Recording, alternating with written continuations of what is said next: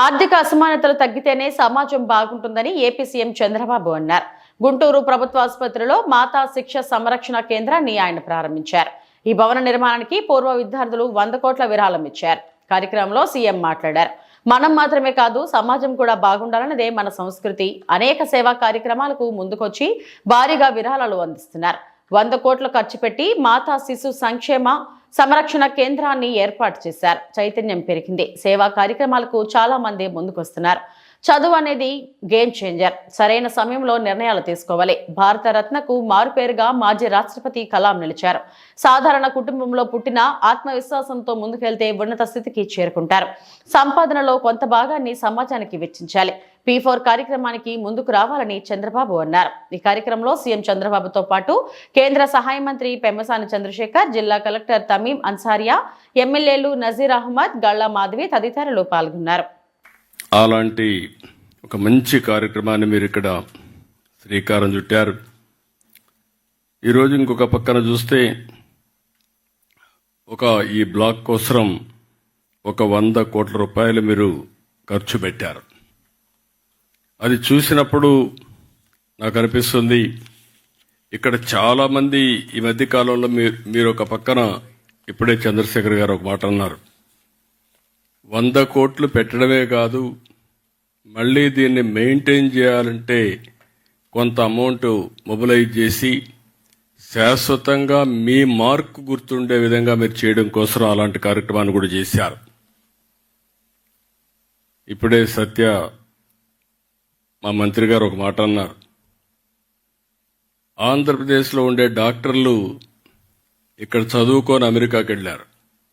నన్ను ఎప్పుడు అడిగేవాళ్ళు, నేను 1995లో ముఖ్యమంత్రి అయినప్పుడు ఎన్ఆర్ఐస్ అంతా చదువుకొని అమెరికాకి వెళ్ళిపోతున్నారు, బ్రెయిన్ డ్రెయిన్ అవుతా ఉంది, మీరు ఏమంటారని అడిగారు. నేను ఎప్పుడూ చెప్పేవాడిని, to start with brain drain అనుకుంటున్నాం, రేపు రాబోయే రోజుల్లో బ్రెయిన్ గెయిన్ అవుతుందని చెప్పి అప్పుడే చంద్రశేఖర్ రెడ్డి అపోలో హాస్పిటల్ పెట్టాడు. ఈరోజు మిమ్మల్ని చూస్తే ఇది ఒక ఎగ్జాంపుల్. నాట్కో కూడా ఇక్కడ దగ్గర ఒకసారి 17-19 45 కోట్లు ఖర్చు పెట్టారు. 26లో 15 కోట్లు ఖర్చు పెట్టారు. అదే మరి ఇంకొక పక్కన క్యాన్సర్ మెయింటెనెన్స్కు 12 కోట్లు ఖర్చు పెట్టారు. ఇటీవల వేరియస్ డిపార్ట్మెంట్స్ దీనికోసం 12 కోట్లు ఖర్చు పెట్టారు. అంటే దగ్గర ఒక సింగిల్ కంపెనీ కింద 89 కోట్లు దగ్గర ఖర్చు పెట్టారు. వాళ్ళు మనస్ఫూర్తిగా అభినందిస్తున్నా ఇక్కడుండే దీని ప్రకారం. ఇంకొక పక్కన మీరు ఒక్కసారి చూస్తే మీరిచ్చిన స్ఫూర్తి కానీ మిగిలిన వాళ్ళు కానీ ఇక్కడ గుంటూరులో కూడా మిలీనియం బ్లాక్ ఎక్స్టెన్షన్ 16 కోట్లు ఖర్చు పెట్టారు. విశాఖపట్నం ఆంధ్ర మెడికల్ యూనివర్సిటీ కాలేజీకి సెంటరీ బ్లాక్ 60 కోట్ల రూపాయలు వెచ్చించి వాళ్ళు ఖర్చు పెట్టారు. కాకినాడ హాస్పిటల్కు 40 కోట్లు ఖర్చు పెడుతున్నారు. కర్నూలు మెడికల్ కాలేజీకి 25 కోట్లు ఖర్చు పెడుతున్నారు. అంటే ఇప్పుడిప్పుడే చైతన్యం పెరిగింది, కమిట్మెంట్ వచ్చింది. ఈ విధంగా ఒక స్ఫూర్తిని తీసుకొచ్చిన ప్రతి ఒక్కరిని కూడా మనస్ఫూర్తిగా అభినందిస్తున్నాం. ఇది కాకుండా నేను ఆలోచించేది, ఎన్నోసార్లు నేను జన్మభూమి ఒక కార్యక్రమం ఇచ్చాను. ఆ రోజు ప్రపంచంలో ఉండే అందరూ కూడా వచ్చి వాళ్లకు తోచిన విధంగా వాళ్ళ గ్రామంలో అభివృద్ధి చేశారు, తల్లిదండ్రుల పేర్లు పెట్టుకున్నారు, ఇక్కడ అభివృద్ధికి దోహదం చేశారు. ఒక స్ఫూర్తిదాయకంగా ఆ రోజు ముందుకు పోయారు. మళ్ళీ ఈరోజు నేను ఇంకొక కార్యక్రమానికి P4 తీసుకొచ్చాం. అంటే ఈరోజు మనందరం మాట్లాడుతున్నాం పబ్లిక్ ప్రైవేట్ పార్ట్నర్షిప్. ఈరోజు గవర్నమెంట్ ఆఫ్ ఇండియా రోడ్లు కానీ, ఎయిర్పోర్ట్లు కానీ, పవర్ కానీ ఫాస్ట్ ఫేస్లో డెవలప్మెంట్ కావాలంటే ఇది ఒకటే మార్గమని PPP మోడల్ ఇస్తున్నారు. దానిపైన ఒక 20 ఏళ్ళు 30 ఏళ్ళు వాళ్ళు రన్ చేసిన తర్వాత తిరిగి అసెట్ని ప్రభుత్వానికి అప్పచెప్తున్నారు. అందువల్లనే ఈరోజు మీరు రోడ్డు చూస్తున్నారు. ఒకప్పుడు ఇండియాలో రోడ్లు మీరు చిన్నప్పుడు చదువుకునేటప్పుడు ఉండే రోడ్లు ఈరోజు నేషనల్ హైవేస్ మీరు చూస్తే ప్రపంచానికి దీటుగా ఇన్ఫ్రాస్ట్రక్చర్ అభివృద్ధి అవుతోంది భారతదేశంలో. ఈ విషయం మనం గుర్తుపెట్టుకోవాల్సిన అవసరం ఉంది. సంపద సృష్టించబడింది, కానీ అదే సమయంలో మెరుగైన వసతులు ప్రజలకు వచ్చాయి. కానీ వచ్చిన సమస్య ఎంత ఏంటంటే గ్యాప్ అయితే వ్యత్యాసాలు విపరీతంగా పెరిగిపోతున్నాయి. బిలినియర్స్ ఎక్కువ అవుతున్నారు, మిలినియర్స్ ఎక్కువ అవుతున్నారు. రిలేటివ్గా లివింగ్ స్టాండర్డ్స్ చూస్తే వ్యత్యాసాలు ఎక్కువగా పెరిగిపోతున్నాయి. అందుకే ఈరోజు వినూత్నంగా నేను ఒకసారి ఆలోచించి P4 తీసుకొచ్చాను, పబ్లిక్ ప్రైవేట్ పీపుల్స్ పార్ట్నర్షిప్. ఇప్పుడే సత్య గారు చెప్పారు, మీరు ఇక్కడ ఇన్వెస్ట్ చేసింది ఫిలాంథ్రఫీ కింద మీరు ఇన్వెస్ట్ చేశారు. నా ఆలోచన ఏంటంటే మనందరం కూడా గ్రామీణ ప్రాంతాల్లో పుట్టాం, చిన్న కుటుంబాల్లో పుట్టాం, చదువుకున్న అవకాశాలు ఉపయోగించుకున్నాం.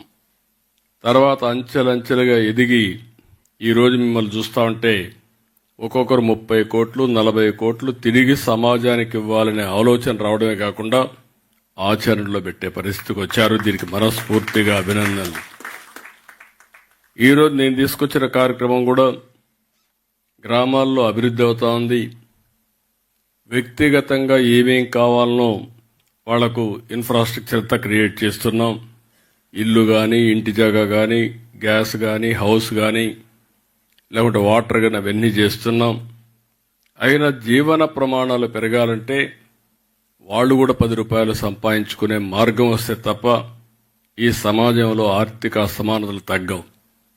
ఆ రోజు మీ తల్లిదండ్రులు మిమ్మల్ని చదివించడం, మీలో కూడా చదువుకోవాలని ఒక ఆలోచన రావడం, అక్కడి నుంచి ఎక్కడ అవకాశాలు ఉంటాయంటే మీరు అమెరికాకి వెళ్ళడం, ఇలాంటివన్నీ జరిగే పరిస్థితికి వచ్చేది. దానివల్ల మీరు పైకి వచ్చారు. చదువు అనేది ఒక గేమ్ చేంజర్. భవిష్యత్తు కూడా దీంట్లో అనుమానం లేదు. అయితే సరైన సమయంలో ఒక వ్యక్తికి హ్యాండ్ హోల్డింగ్ చేయగలిగితే అతను ఎలాంటి దేశానికి ఆస్తిగా తయారవుతాడో మనం ఊహించలేం. ఈరోజు అంబేద్కర్ గారు ఉన్నారు.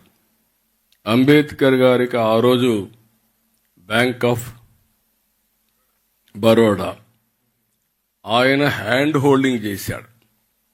ఆ రోజు చదువుకోవాలంటే 10 రూపాయలు బాంబేలో డబ్బులు ఇచ్చాడు నెలకు.